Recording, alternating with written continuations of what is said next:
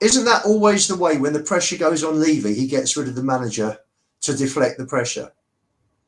Normally, yeah. And that's what happens. The pressure's on Levy, Ian, because the manager's doing a bad job. Yeah, but we say the pressure's on him, but what pressure for what? What's happening? There's no consequence for Levy. He knows that. He's not silly. What they're going to do? What I'm saying is that when people say that the pressure is on Levy, like it is now, it's only on Levy when from the moderate fan when Tottenham are underperforming, right? And at the end of the day, Daniel Levy doesn't pick the team. Daniel Levy doesn't inspire the players. When Hugo Lloris came out and said the problem is Daniel Levy, there was an insufficient despondency after the Champions League final. I almost choked on my cereal. You are the captain of the football club, the longest serving captain in my lifetime, who has a direct role and relationship in the dressing room that Daniel Levy doesn't have. And yet that captain, who, by the way, walked off the pitch at halftime against Newcastle and never came out again, he has the audacity to turn around and say that the lack of despondency is from a guy that never steps foot in the dressing room. Like, where's the leadership on the pitch? That is not something that Daniel Levy is directly relating or responsible for. That is something that the manager has to instill, and that is something that the leaders on the pitch have to instill. Sean, we're talking macro and micro here. The big problem is the macro problem, and that's Levy. Would you have Levy in charge of your businesses for 24 years with the amount of failure that he has had? It's failure. Apart from a couple of years, we had a decent year under Harry in the Champions League quarter-final. We've had 2 or 3 decent years with Poch where he came third, second and third, and we got 4 Champions Leagues on this. Our 2 highest league finishes since the one time we won the league title. Well, all depends what you want. All depends what you want. All depends what your standards are. Hang on. If you've been there for 5 years, the standards of people who have unrealistic expectations of things they have no control over is a common norm in life. Read any psychological book. The pathway to correctness is negativity when you set unreasonable expectations of things that you have no direct control over. You can set the highest standards in the world of things that you don't have to dictate what happens with. It's very easy to do that. No, of course. But what happened to having a chairman that actually gives a shit about the football side? He's not interested. Who was that? He is not interested, Sean. There's no interest from Levy. There never has been. That's the problem. Let's stop making excuses. Let's stop making excuses for Levy. That is a subjective argument, mate. That's a pitch to emotion. He doesn't give a shit about he has no interest in footballing success. In your opinion, but that's a subjective pitch to emotion. I think the only thing that we could say is almost to back up Ian a little bit is if he did care about the onside football pitch sort of scenario and he listened to Ange when Ange was saying we have 11 or 12 injuries, surely he would have acted at the beginning of the transfer window to help the squad out straight away rather than wait till the last day to the window and have Ange save the deal as such. Yeah, but do you like? I mean, I don't have any experience in negotiating player transfers in a 31-day window. I don't think anyone else here does either. But if you look at everyone that does, everyone from Simon Jordan on TalkSport to Johan Lang to Paratici before that to every other director of football to Arteta to the Kroenke, every single chairman and every single director of football explains the difficulty in negotiating in the Mexican standoff that is the 30 days before deadline day. Now, Manchester City might have a different set of rules in which they can play because of their, whatever you want to call it, their ability to just get the job done, right? For whatever reason, 115 charges aside. But ultimately, there is another massive variable, elephant in the room that is now taking place in football that hasn't been there before. And even when it wasn't there, the same difficulties were always present and ever present regarding doing early business in January. But the elephant in the room now is the additional games that have to be played in Europe, right? There's an extra 2 games that take place in the extended league system of the Champions League, the Europa League and the Conference League that weren't there before. Before now, all the European fixtures were finished before the end of December. Now, all of the teams in which Tottenham Hotspur and everyone else will be looking to purchase players from, they have 2 more games. And the vast majority of those teams are not going to be secure in their European outlook before the final week of January, which is when that second, in Tottenham's case, Elfsborg, game is done. So it adds another variable to the complexity of the Mexican standoff, which is no one wants to sell before they can buy. It's a domino effect, a chicken and the egg. No one wants to be undersold. Everyone wants to wait until everyone's desperate at the end. It's not a Tottenham theme. This is a universally European-wide footballing fact. And people just but Bayern Munich is still in. But Bayern Munich is still in it. Still in what? Frankfurt's Still in that. Frankfurt and Bayern Munich are still in it. So why would they? Why would it take? Why would it take us to the last day of the season? If going by what you're saying is correct, and it's now people are seeing if they're still in Europe. Tell come from Bayern Munich, so that has nothing to do with what you guys are what you're saying there. I'm saying that the two games are not finished, right? The last two legs are still to play for, and 90%. Look at the Europa League. The only team that knew that they were going to be in the fight in the top 8, regardless of what happened in the last two games, was Lazio. Everybody else could have been out, and so didn't want to lose their best players when they would need them in the last two games to secure their funding if they were to get through otherwise. I'm not saying that because they're still in, they didn't want to stay. I'm saying because the competition hadn't finished its league format is what I'm saying. It's a relevant factor that adds even more complexity than the otherwise window. Sorry, Ian? Sorry, Sean, Frankfurt and Marmouche. They weren't guaranteed. City bought Marmouche.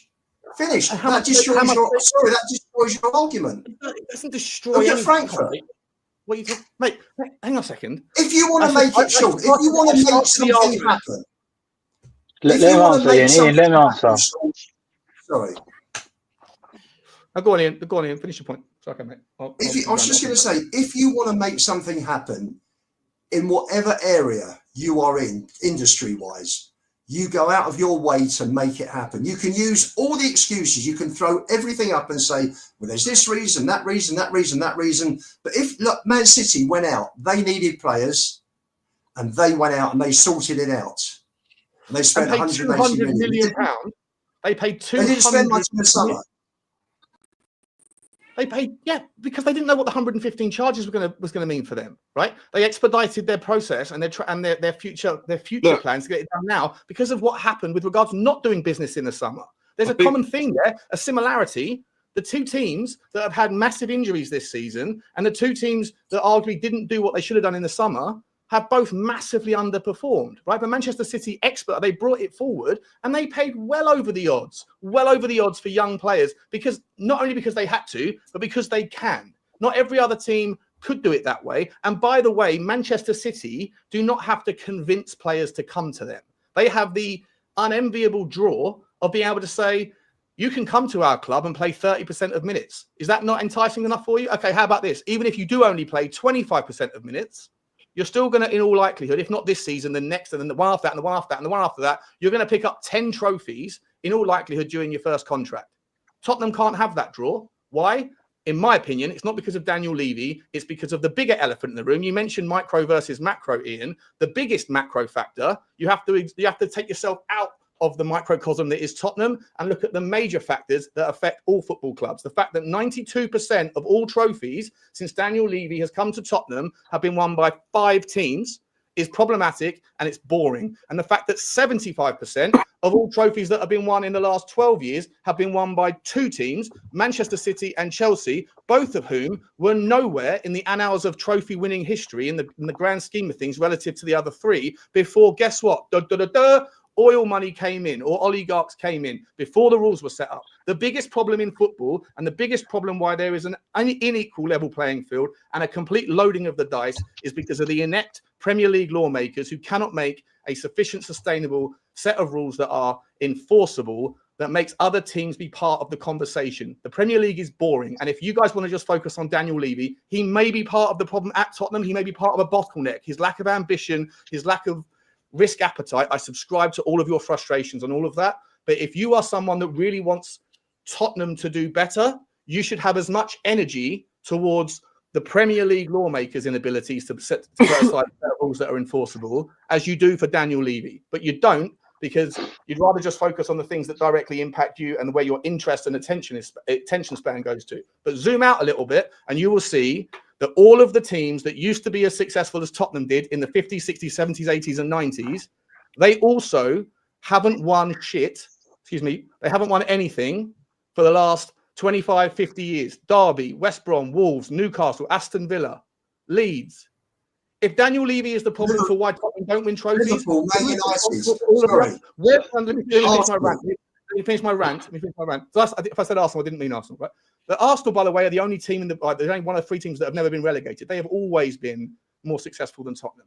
My point being, have as much energy for the bigger problems as you do for the internal ones, because Daniel Levy protests, you will not find any direct relationship between protests from fans that equal outcomes where the chairman has sold their club at a below market rates level because of the protests of fans. What you will find success in protests is against the Premier League and the Big Five, who all wanted to go into the Super League. So if you really want outcomes that Tottenham have a better chance of success, focus more on the Premier League problems than just Tottenham's problems. And that's where you'll get a level playing field. And that's where Tottenham, under Daniel Levy or otherwise, may have a better chance of success. Okay, so can I ask you a question? Can I just ask one question on the Daniel Levy bit? Because from obviously from what I gather, you're obviously back in Levy. So my question to you would be, from 2019 and that Champions League final and the squad that we had then, do you believe he's done everything he can to push us on to win a trophy or push on to win the league? No, I don't. I think the last 5 years have been absolutely terrible. And by the way, From Daniel Levy. I'm not backing Daniel Levy. It's not like I'm sitting here, I'm Levy in. No. All I'm saying is that there's other factors that are massively overlooked. That's all I'm saying. So for me, I believe whether it was all down to him doing great business, whether it's down to Pochettino, whether it's down to whatever you want to call it, in my personal opinion, that for me was the final straw, because we got within touching distance of the biggest thing that's ever happened to this club in winning the Champions League, in my opinion. And rather than sort of say, you know what, next year we go again, I personally believe he said, right, we've made it there. We're on the big stage now. Took his foot off the gas. Well, he didn't have his foot on the gas because of Pochettino, in my opinion, worked miracles with signing nobody. But he then kind of sat back in his chair and thought, yeah, we're here. We've made it. And very, very slow or quickly, we've declined hugely. And to the point of now, Aston Villa, when we was in our Champions League final, they were in the playoff final. So for me, I agree with it's hard for them to push on and be in the top 4. But when you've rapidly gone down to a relegation battle or bottom half of the table, and the team that were the league below are now in the Champions League taking your position, for me, that is where all blame goes to Levy and say, you know what, you had your opportunity. Not many people get that opportunity and you blew it. Yeah, okay. And I don't just, like I said, people always ascribe my stance because I spend most of my time calling out the things that are not spoken about elsewhere. People then think that by proxy of that, if I'm not with the movement, I'm against it.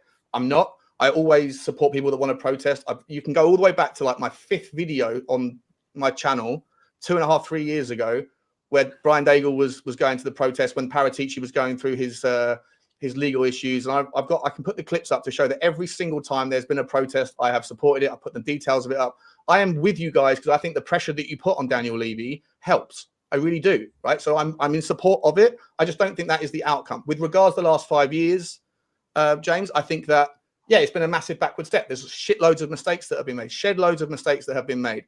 If you look at anybody in life, though, anyone in business, Ian, you're a businessman.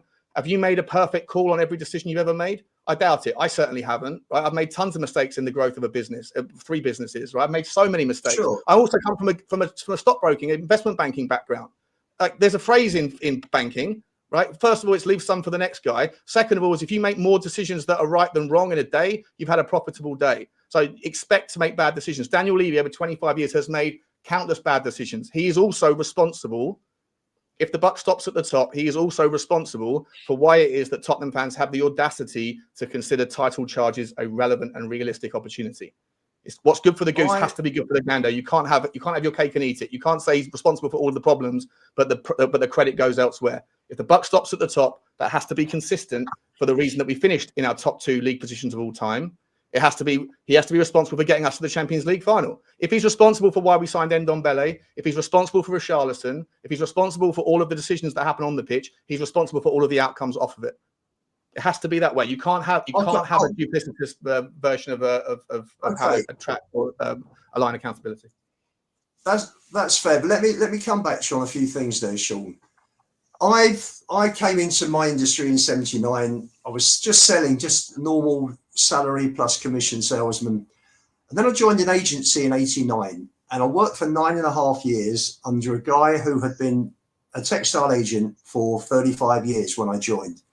He was absolutely brilliant, and he mentored me for 9.5 years. And at the age of 41, I then had the confidence in myself to go out in business, went out and got my own agencies and started selling and running my own company. And that takes me back because I had been taught about the industry that I'm in. Levy has no interest in football. Now, that is not a criticism. Not everybody has to be interested in football. I've been told by somebody quite close that when his father and brother were West Ham season ticket holders when he was a kid, he had no interest. An old customer of mine was sat with him at the dinner table in 2000, the year Chelsea won the FA Cup, and my old customer was still is a Chelsea fan, and he was high as a kite. And Levy, this was the May before the December Enoch bought the club, and Levy did not understand why he was high as a kite. He has no empathy about football. That's fair enough. Okay, but two things. Firstly, his father built a very successful menswear business. Very successful. His father, and I know that because my father was in menswear. Daniel Levy's father, or the guy, your friend? Daniel Levy's father. So Daniel Levy's father learned about the product and was a major success. So you think if you're living in the same house, if you go into an industry, learn the product. If you're not prepared to learn the product, or you're just not able because your mind doesn't work in that way, then do what I was told at a charity dinner by Richard Branson's number 2 or 3, that I went to a charity breakfast many years ago, and someone asked a question in the Q&A, how come Richard's so successful? And he said, Richard is an entrepreneur who looks for opportunities, and he brings in experts to run the businesses. Levy has never brought a business. He totally micromanages the business completely. A friend of mine 12, 13 years ago, his son had just joined the academy. Levy saw him out because they know each other. A few weeks after his son joined the academy and said, I see your son's joined. What CEO knows what kids are joining the academy at 14 or 15? He is all over everything, but he doesn't understand the business he's in and what they've tried to do. Isn't that a good thing though? Shouldn't we celebrate the fact that you, like, when you see a CEO who goes in and knows the name of the cleaner and the cook and everything? That's a nice thing, isn't it? Not if it's irrelevant if he's not